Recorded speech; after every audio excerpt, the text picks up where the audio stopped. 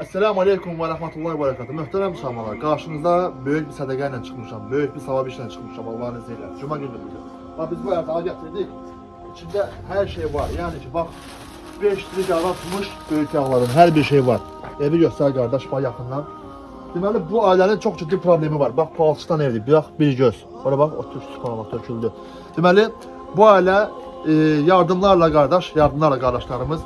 Bak bu ev tikilibdir arkadakı ev. Necə göstər qardaş zəhmət olmasa.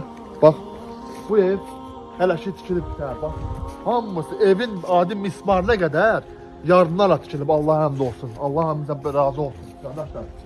Bu evə qaz çəkmək lazımdır Allahın izni ilə. Ailənin qəti şəkildə maddi imkanı buna yol vermir, imkan vermir, imkanları yoxdur.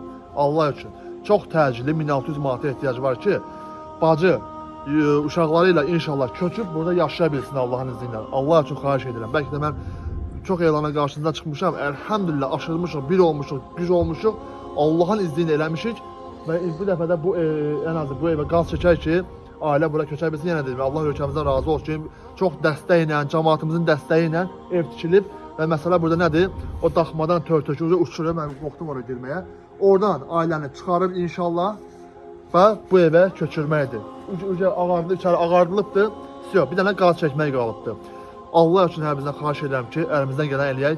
Esselamu Aleyküm və Rəhmətullahi və Berekatuhu.